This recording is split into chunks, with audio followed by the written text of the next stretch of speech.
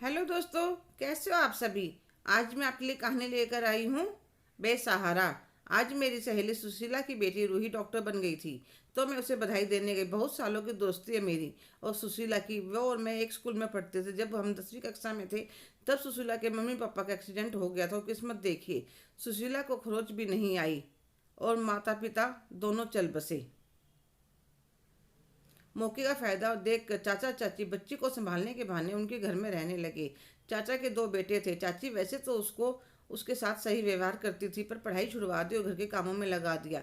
खाने पीने के लिए हाथ नहीं पकड़ती थी। जैसे जैसे सुशीला बड़ी हो रही थी, उसके हाथों में स्वाद बढ़ता जा रहा था। पहले वे अपनी मम्मी की मदद करवाती थी, अब तो अकेले सारा काम करना सीख लिया था। और अपनी माँ की तरह अचार पापड़ बढ़िया मुरब्बा शरबत सारी चीज़ें बनाना सीख गई थी।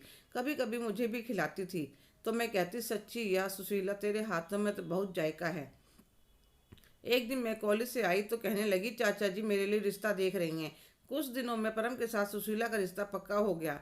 शादी में खर्च करने के बहाने चाचा ने धोखे से मकान अपने नाम करवा लिया।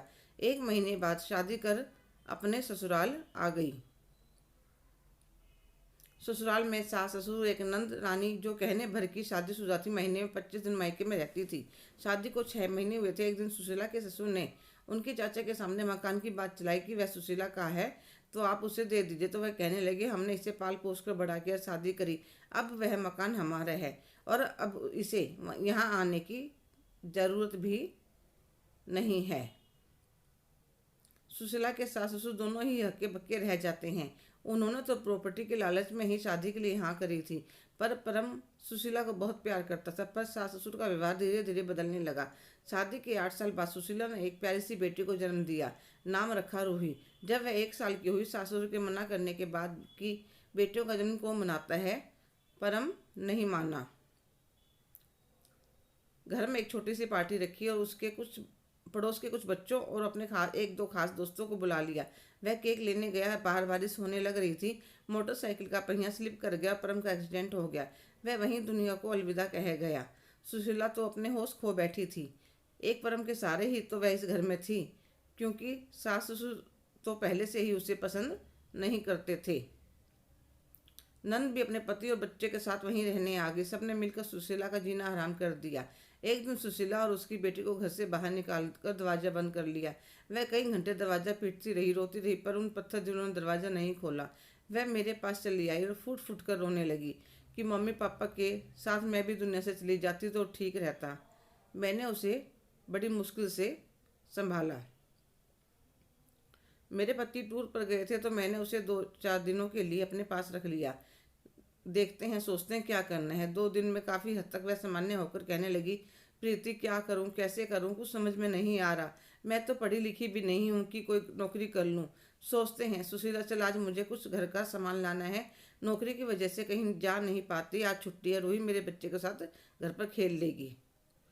फिर हम दोनों सहेली मॉल चली जाते। वहाँ मैं दाल चावल चीनी अचार की बोतल पापड़ का पैकेट शरबत की बोतल नमक पारे मुरब्बा सारा सामान खरीदती हूँ। तो सुशीला कहने लगी, यार यहाँ तो सामान बहुत महंगा पड़ता है, बाजार का इतना स्वाद भी नहीं आता। हाँ, बात तो तुम्हारी ठीक है, पर नौकरी करने वाली महिलाओं को स्वाद के साथ और पैसों के साथ दोनों के साथ समझौता करना पड़ता है। कितनी बार तो पराठे बनाने की मन में रह जाती है और बच्चों के लिए भी सैंडविच और अपने लिए भी सैंडविच बनाने पड़ते हैं, पर क्या करें, नौकरी भी ज़रूरी है। आजकल बच्चों की पढ़ाई के कितने खर्चे हैं, फ्लैट की किस्त। हाँ, यह बात तो सही है। तो प्रीति एकदम से कहते, सुशीला तुम्हें तो सारी चीज़ें बनानी आती है और तुम्हारे हाथ में जायका भी है, भी बहुत है। तुम क्यों नहीं बनाकर बेचती। हाँ, बना तो सकती हूँ, पर बेचूंगी कहाँ। बनाने के लिए पैसे भी जगह भी सब चाहिए। चल घर चलकर चाय पीते पीते सोचते हैं। दोनों घर आ जाते हैं तो सुशीला कहती है, प्रीति तुम बैठो, मैं चाय बना कर लाती हूँ। मैं चाय बना लाती है और रूही को भी चाय बिस्किट खिला देते। पेट भरने पर वह फिर से खेलने लगती है। तो प्रीति कहते, देख सुशीला, ऑर्डर तो मैं दिलवा सकती हूँ, हमारे ऑफिस में काफ़ी स्टाफ है और आगे फिर उनके जानकार, और यहीं पास में किसी जान पहचान वाले का एक कमरे का फ्लैट खाली है, मैं उससे बात कर लूँगी।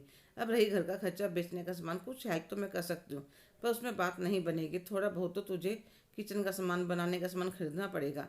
तो सुशीला अपने गले की चैन, कानों के टॉप्स और अंगूठी निकाल कर उसे दे देती है। इसे बेच देंगे, फिर तो काम बन जाएगा।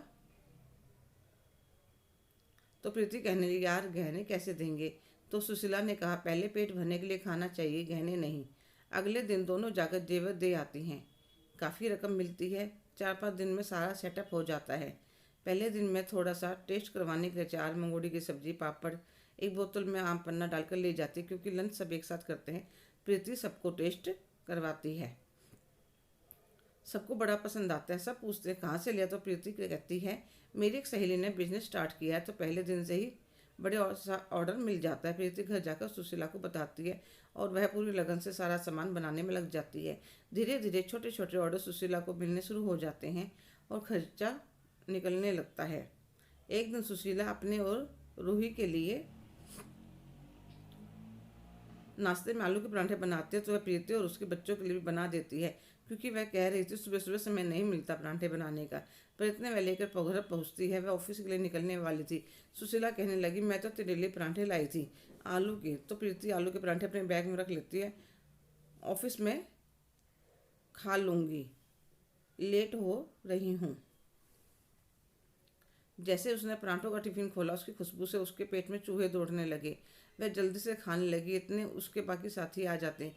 अरे वाह, आज तो बड़ी अच्छी खुशबू आ रही है, क्या लाई हो प्रीति?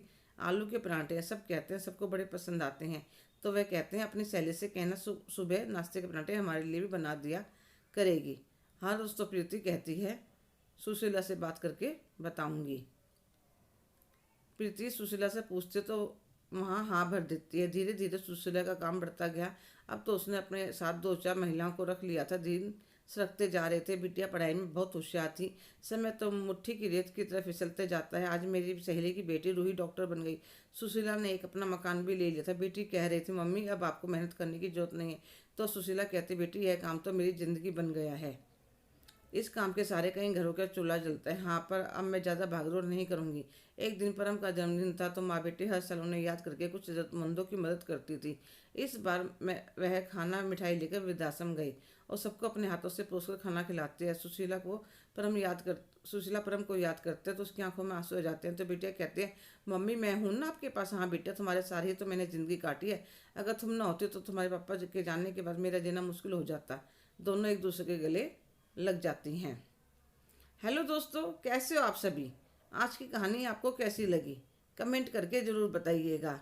अगर आप मेरे चैनल पर नए हैं तो प्लीज़ लाइक, शेयर, सब्सक्राइब करना ना भूलें। धन्यवाद।